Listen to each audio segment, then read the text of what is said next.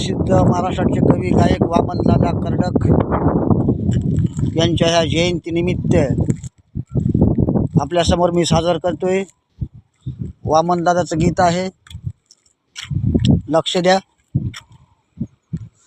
लय नाही मागत भर माझं येवलस गाडग, लय नाही मागत भर माझं येवलस गाडग, पाणी वाढ ग माय, पाणी वाढ ग, पाणी वाढ ग माय, पाणी वाढ ग.